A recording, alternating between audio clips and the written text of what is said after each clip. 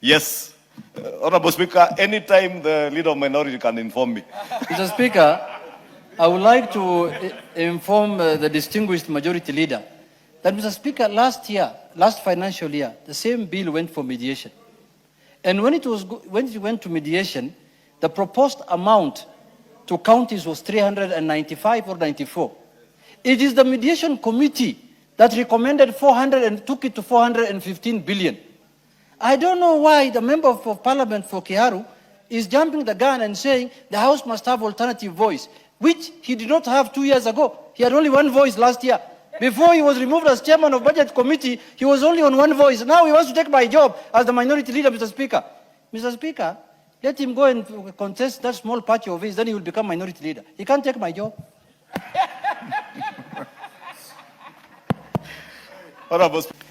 And therefore, Honorable Speaker, my call is that we must support devolution and be seen to actually support it. Because we have actually maintained the same amount we gave to our county governments, the shareable revenue of 420 billion Kenya shillings. Honorable Speaker, we are proposing to sustain the same.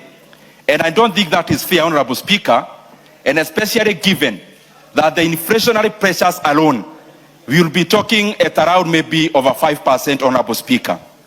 It is important, Honorable Speaker, that as we consider these kind of matters, let us not personalize. When we personalize that we are giving this money to specific governors, we are likely, Honorable Speaker, to be subjective. Yes, there's a point of order. First, we have not yet even voted whether we are sending this matter to a mediation or not. You have not put the question yet. Number two, Mr. Speaker, I want to inform the House that it is this House that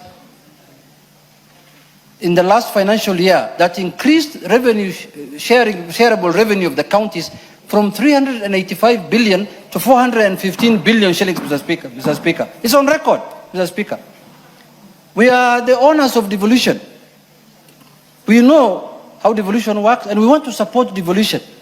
So that is why, we want to send, because it is the Senate that has given this figure, it's not the National Assembly. They have said that they want to increase this revenue to 454 billion. It doesn't mean that we have to agree with them in totality.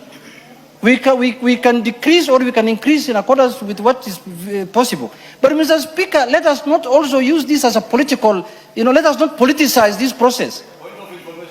Yes, the majority leader can inform me as a distinguished former chair of the budget committee, not the one we removed.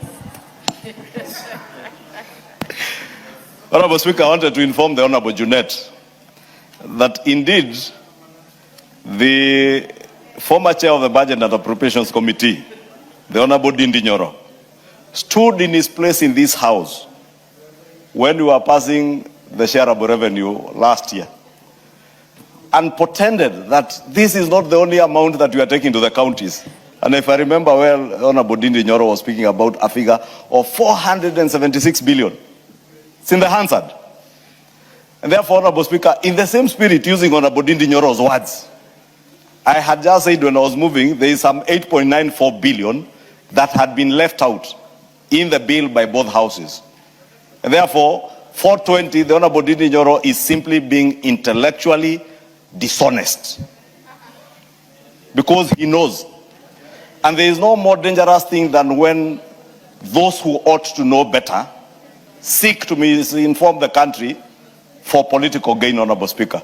Because the Honorable Ndindi Nyoro knows that 428 billion, as proposed, is not the only money that goes to counties. Two, Honorable Speaker, to remind Honorable Junet and to inform him that when we sat with him under the broad-based government arrangement, part of the 10-point agenda is to progressively move the shareable revenue to even beyond 450 billion. And we are on course, and we are working on that, Honorable Speaker. But we must also be reasonable as leaders, and that's why I said, Honorable Speaker, earlier, that this is such a time that calls for leadership, not political posturing. The easiest thing to do is to posture politically. That is why, Honorable Speaker, the Honorable Ndindi Nyoro will purport to be writing to you to recall the House when he knows he cannot recall even the Murang'a County Assembly, leave alone the National Assembly. And it is good in the clerk's advice to the Honorable Ndindi Nyoro, he informed him that even if you were to recall the House, Honorable Speaker, this House ideally would have sat today. Looking at the dates when he wrote the letter, if you are the leader of majority or the leader of minority, was it to recall the House would have sat today. The same day we are supposed to resume business.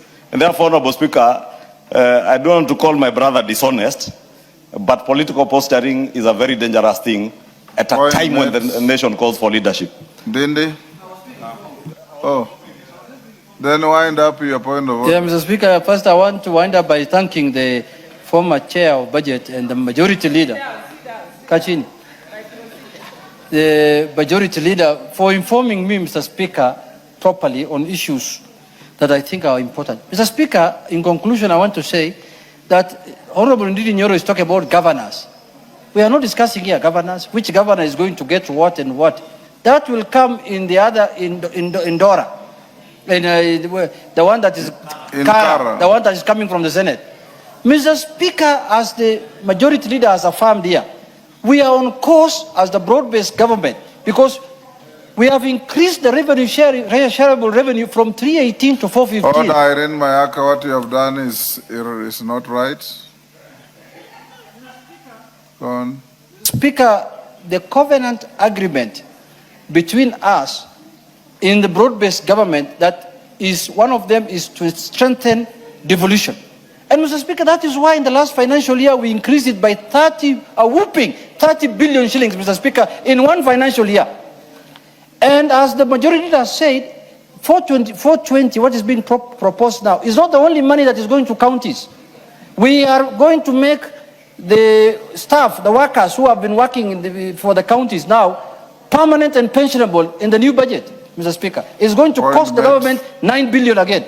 There are conditional grants that are going to go to the counties, Mr. Speaker. In total, counties will get close to 500 billion shillings. Mr. Speaker, let Ndindi Nyoro not posture politically. Let him wait for the mediation to happen. Okay, point made. Nikiripotia Kamachu TV, itaripota 001 wa Chumbi Kamachu.